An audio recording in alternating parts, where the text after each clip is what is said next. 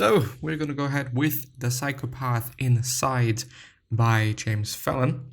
And we're going to go ahead with the usefulness of psychopaths, which I guess and hope and believe that there is some usefulness to them, and there is some reasons for why one could, why they're not too bad regarding everything. But yeah. In the last chapter, Fallon discusses two important topics. The first one, why psychopaths exist at all, and the second, the quote-unquote utility of psychopaths to society. He says that since psychopaths exist and are still among us since the dawn of time, then it means that at individual level, psychopathy must be somewhat useful. At least at moderate levels, he adds, making a note that full-blown psychopathy might not be useful, but just a question of randomness. And so there is a quote, perhaps full psychopaths, those scoring 30 points or more on the Hare checklist, or Hare, H-A-R-E, are just a statistical fluke or a roll of the dice in the genetic casino, amassing too many of the genes that are helpful individually. But 2% is a lot of people, and that number is constant across races, even though the prevalence of specific genes, such as the warrior gene, vary widely. We should consider why psychopathic traits might be individually advantageous or at least tolerable from an evolutionary standpoint. Among the advantages of psychopathy, Fallon lists the ability to lie without giving out tells. My note, this is useless, though, since people are not good at catching other people's lies. Well, then the second point is less anxiety, which means a better functioning immune system. My note, not that useful when psychopaths with poorer impulse control indulge in heavy drinking and drug abuse. Good note there.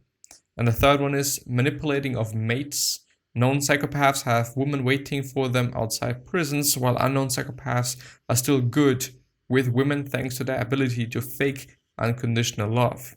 My note, only partially true. See the myth of the psychopath seducer. However, it's true that psychopaths can be very good at manipulating and controlling mates. So there's a further read, how psychopaths manipulate sexual partners. If you're interested in that, check it out. The link is in the description to the article per se. And today I look pretty shitty, to be honest. It's quite the case. I have to change something about my diet. I have to change something. I actually really look bad. I also don't feel too good anyway. The benefits of psychopathy to civilization. At a group level, psychopaths can make for strong leaders.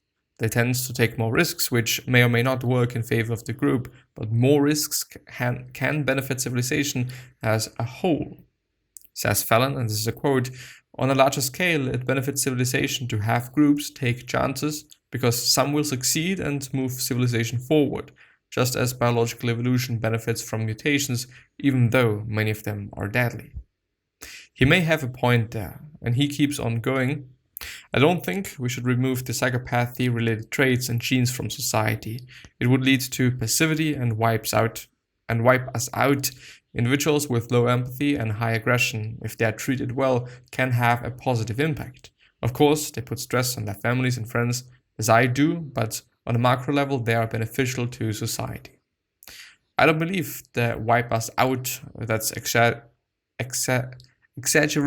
BS, but he might have a point here.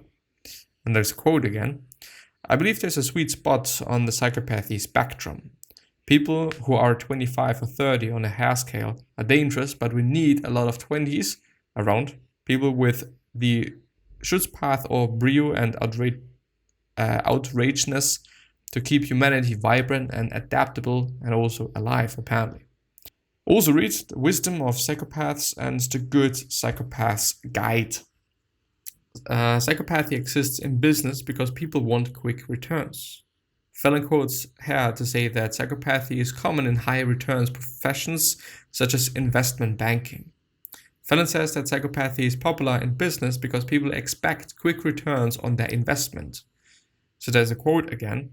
The general public wants to make that quick and easy buck, and while lacking their own combination of high risk and knowledge, use hired guns like Madoff and other investment mavens to do their dirty work for them.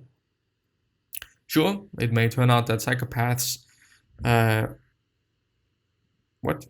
It may turn out the psychopath was it only for himself, acknowledged Fallon, but common experience still knows or shows that we fall for the strong risk taker. The author mentions Kent Keel, a psychopath researcher who estimated the social costs of psychopathy at $460 billion a year in 2011 dollars. But Fallon disagrees, saying that psychopaths might also save money, for example, by being less emotional and more surgical in their operations. Also read Psychopaths versus Empaths, Why Machiavellism Helps You Win at Life. Psychopaths in armies are a double-edged sword. Fallon says that psychopaths make for good warriors, but that comes at a high cost, as Fallon himself admits, and there's a quote again. The problem with inventing psychopaths to war, however, is that the military also wants soldiers to be team players who can connect with their unit and fight not only against the enemy, but for their own. Turning normal people into psychopaths. Fallon talks about a former colonel who said he was able to switch his fighting instinct on and off at will. He could go on a killing mission and then be a loving man once the mission was over. So he wonders, what could it be? Could it be possible, to do the same for everyone? And there's a quote by Fallon again. Can such an effective emotionally on-off switch be applied to the recruitment or training of combat personnel? This can be determined, but probably at a cost of hundreds of millions of dollars in long-term research. One option is to artificially flip the switch using transcranial magnetic stimulation, or TMS. If you put a focused electromagnetic coil in the helmet, you might be able to disrupt emotionality at the flip of a literal switch off, social mode, on, killer mode.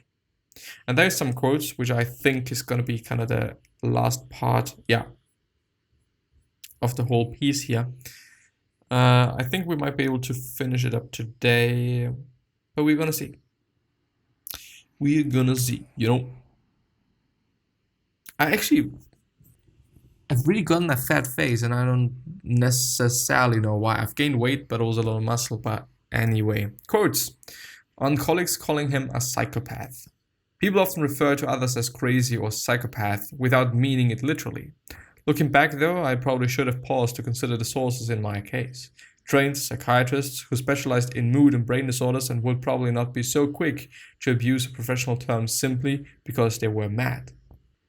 On effective manipulation, you don't manipulate people by snarling, you do it by being sweet as shit.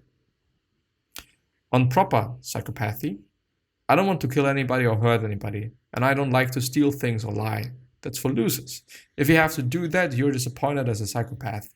Violence is crude and it destroys the fun. My concern is not moral but practical. I'm looking to get the most bang. And the last quote on the power of good nurturing. Real nurture can overcome a loosey deck of cards dealt at birth by nature. There are good behavioral, genetic, epigenetic, and psychiatric and social reasons to clean up neighborhoods and to treat vulnerable children with an extra bit of love.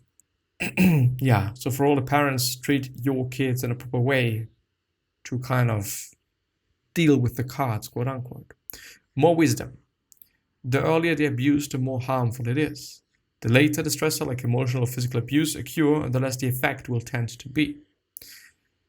The McDonald's triad is not really predictive of psychopathy.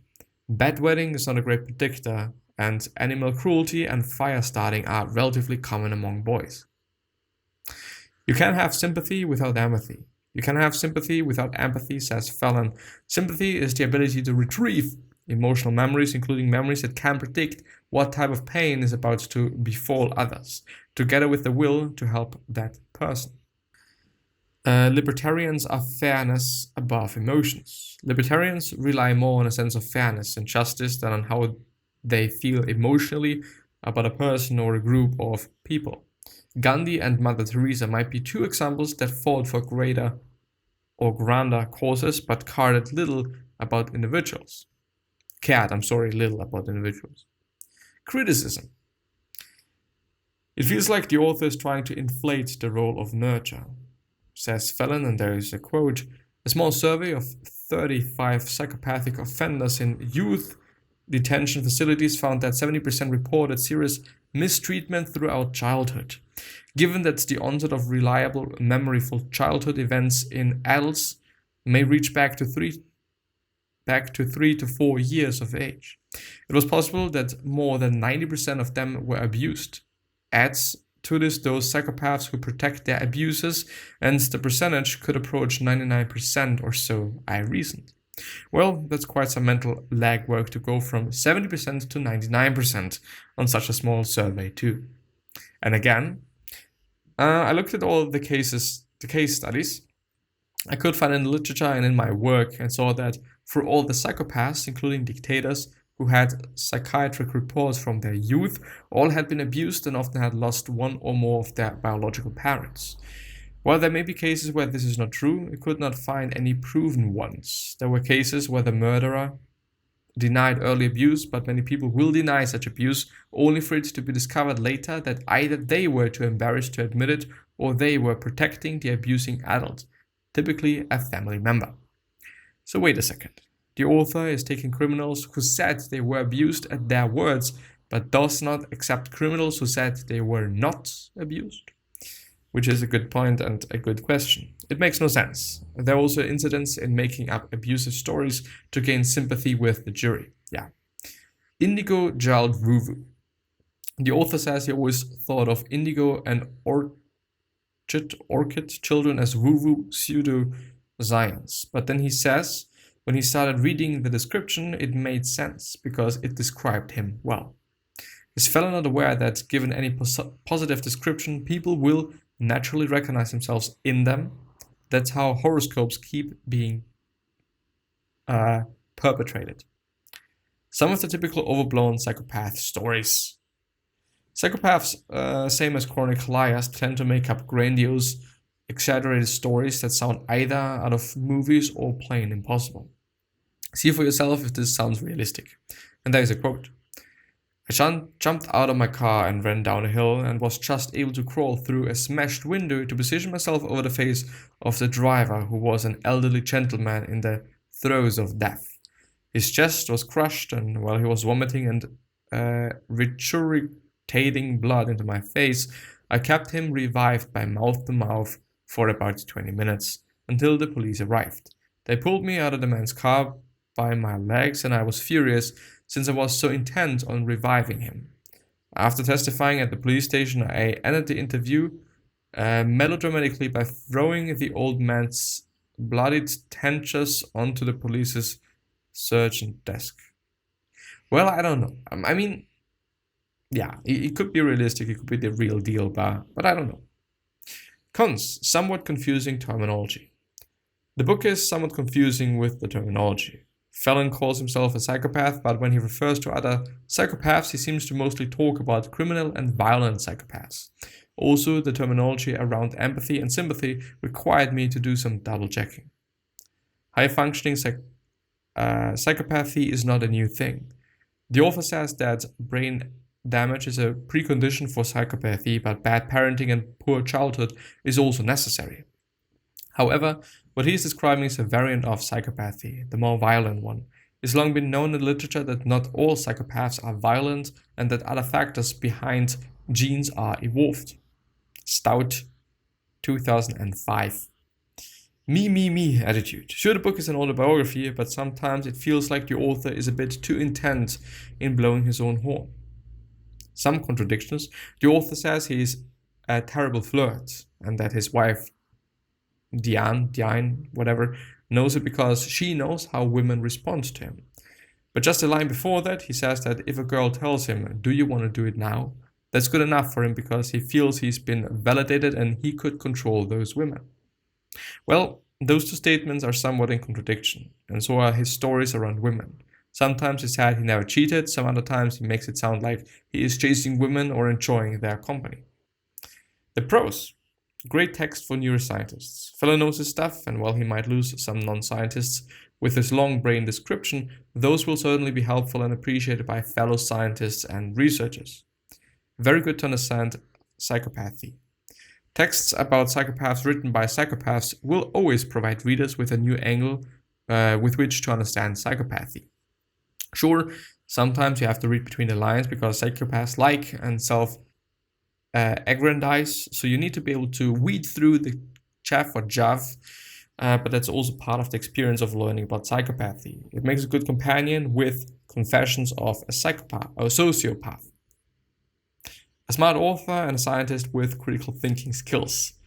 There were just a few instances in which Fallon seemed to message...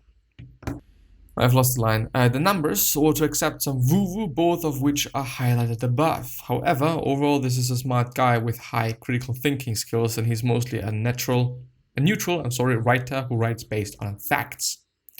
The review. The Psychopathy Inside deepened my understanding of psychopathy and dark triad traits, and it helped me shift my position when it comes to psychopathy. I got to Fallon after reading the work of Dutton, and my take on psychopathy has changed completely.